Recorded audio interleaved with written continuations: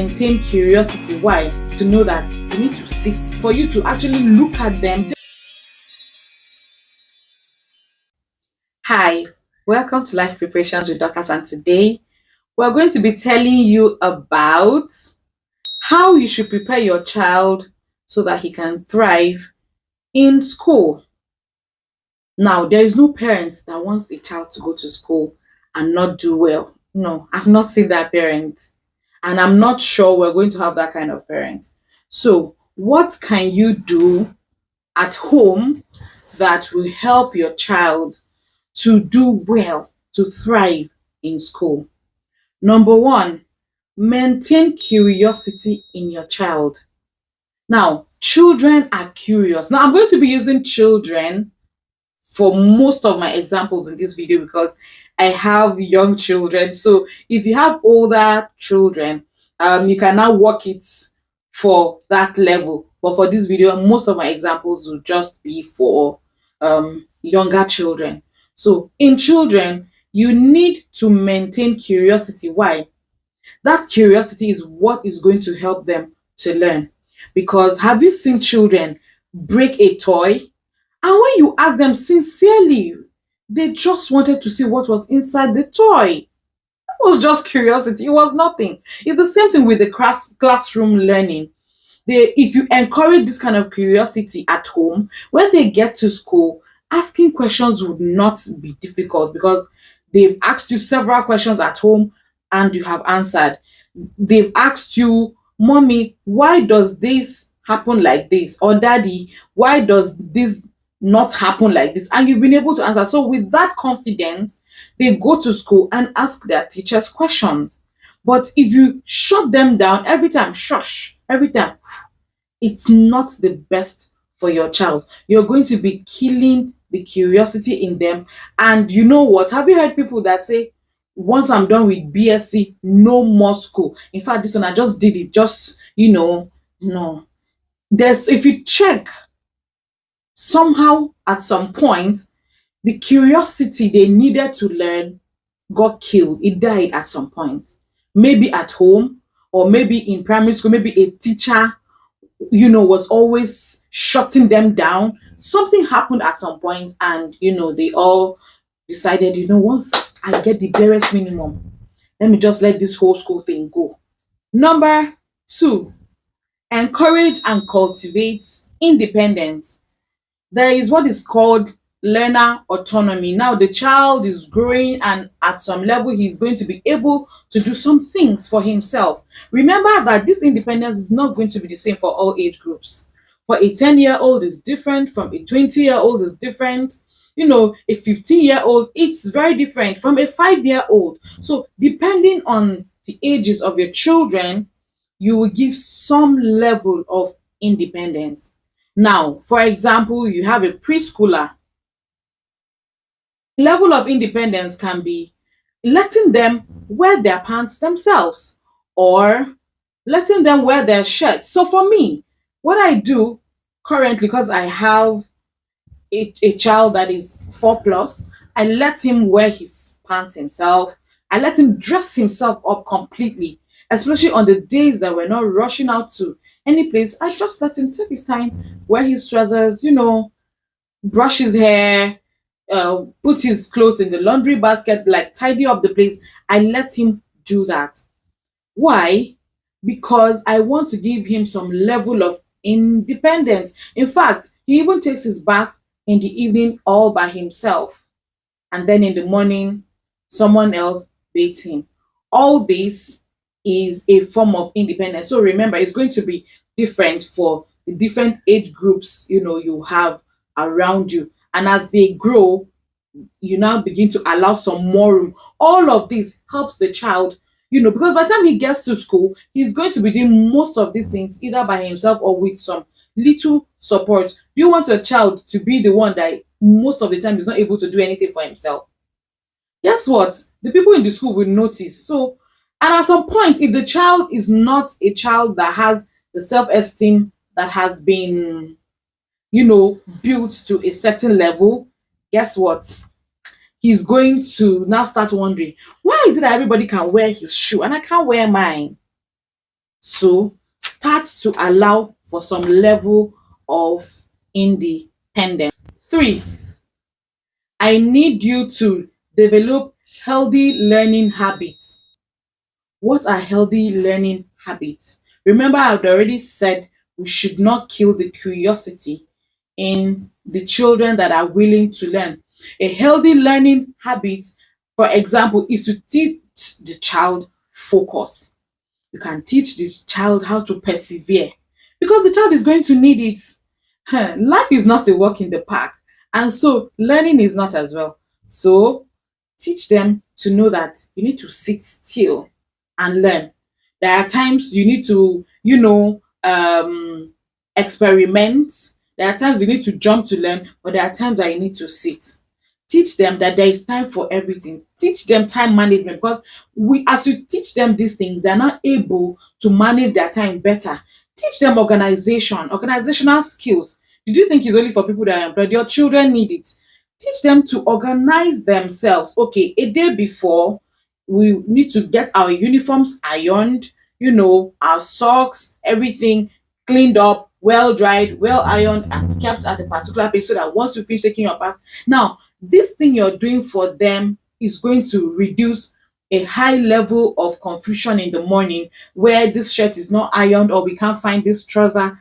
You see, as your child is disorganized, trust me, it goes into his day until you're able to find a way to calm him down. You don't want your child to get to school and he's disorganized, and no, that's not the best for a child who is learning. And even for you, whether you're at work or you're a student, it's not the best for you.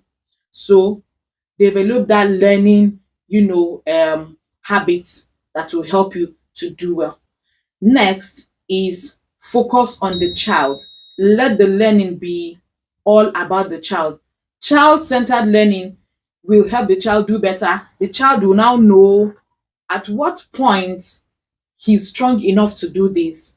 The child now knows these are my weaknesses, these are my strengths. So I can do this, I cannot do this. Now let's move on to number 5. Number 5, build a strong foundation of literacy and numeracy. I'm saying this one, so this would most likely be for younger children. So if your children are older, or if you are older and these skills are not well built, there's always room for improvement. You can always go to an adult school if you're an adult, or if you need to have some lessons done for children to learn. It's not a bad idea just to build it. You know why? A lot of other things will not be built upon what you have already laid, the foundation you have already laid. So try as much as you can to give a good foundation. Take your time at home, read to their hearing, let them look at the books with you. A lot of the times, my son right now is learning to read, so he's able to pick out some of the words. He may not be able to read it out completely, but I just sit with the book and I'm reading to him. He's looking at the pictures, and guess what? It's a way to encourage your child. I'm encouraging him, so I want him to have a firm foundation. Same thing with every other thing. Encourage, encourage, encourage. Now, let's move on to number 6. This is again mostly for children who are younger. Encourage them to build fine motor skills. Now, fine motor skills are the skills that help you to write very well, to draw very well. Have you noticed some people have very bad handwriting? Very, very bad. It just tells you that their fine motor skills, were not really built properly. So, their holding of pen is not so good. Does it mean that you cannot help yourself as an adult? You can. So for children, like what I do with my son, for example, I get him things, I help him work with his hands, thereby strengthening, the nerves in his hand. So if the child is a lefty, you work with the left hand. If the child is a righty, you use the right hand, to help the child to be able to, learn how to use things, how to hold things, how to hold scissors, use play things like Play-Doh. Let them just mold and squeeze and get them there. So I don't know what they call those things that make them pumping. Like they give people, there's this ball, like they call it stress ball for adults. They use it, and there's one for children that is just for play. But the stress ball for adults, I know they use it for patients that have had a stroke so that it can strengthen the muscles in their hands. So you can get things like that just to encourage, the child, and then give crayons, especially big crayons, if the children are small, so they can hold it better and easily. To just give them a big piece of paper to just keep scribbling. All those things help to build fine motor skills in their hands. Next, encourage their natural interests. So this tells me that you have to sit and check, what are the strengths of my child? What are the weaknesses? What can I see that he's good at? What can I say he's not doing so good at? Now, you need to give more encouragement in the places he's not doing so well. But where the child is doing very well, strengthen that area. Let it be a core for the child. And at this point, you can actually encourage stuff like Montessori stuff. If you don't know what Montessori is about, basically it's a learning that is super easy. Mostly it's child centered, and a lot of materials are used. So many examples come into play, and it makes it so easy for the child to learn. People like Elon Musk were raised, with the Montessori style. And if you check, a lot of these people that have been raised with that style, that even Facebook, Mark Zuckerberg, a lot of them are super creative because they are allowed to use their hands to do stuff, you know. So think about including that into your preparation as your child goes to school. So remember, we had done a video about the things you should look out for in a school. So if the school allows children to experiment and use their hand, to do things, that helps your children.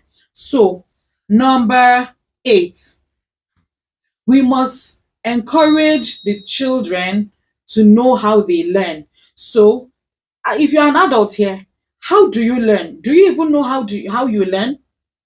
Some people don't even know how they learn. So they're here, they're there, they're everywhere. No, learn how you learn. If you learn through audio, make that the highest goal to learn. And then don't forget, there may be times where you will have to use visual. So when it comes to time for you to use visual, it means that you may not do so well in that area, but doesn't mean you cannot develop it. It's a matter of time. You can develop it. So take your time and know how you learn.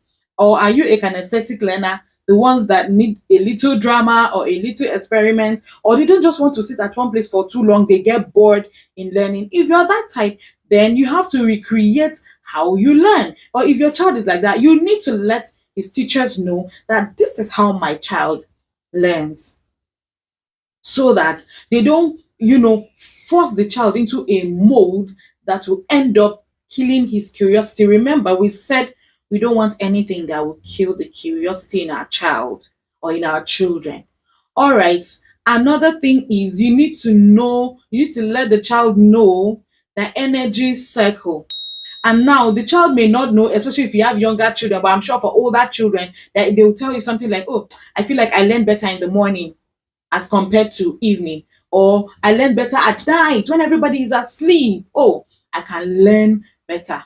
So it's now on you to help them know, and for you to actually look at them, take your time to observe and see when your child learns better. Then you encourage the child to learn at that time, because at that point, assimilation is better. He is not going to be chewing barrow in the exam hall, counting the stars in the sky. No.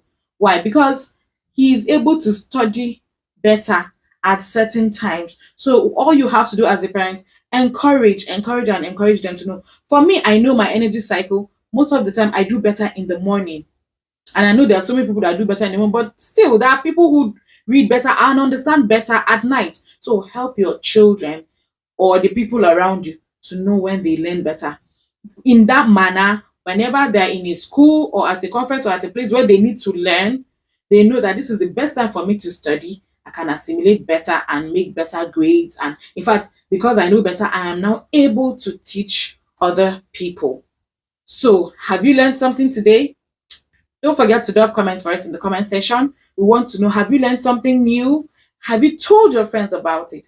If you haven't, please don't forget to share with your friends. Don't forget to like this video. And if you have not subscribed to this channel, don't forget to subscribe to this YouTube channel, because we have so much more to give you on this series and the other series to come. Thank you for watching and do have an amazing day.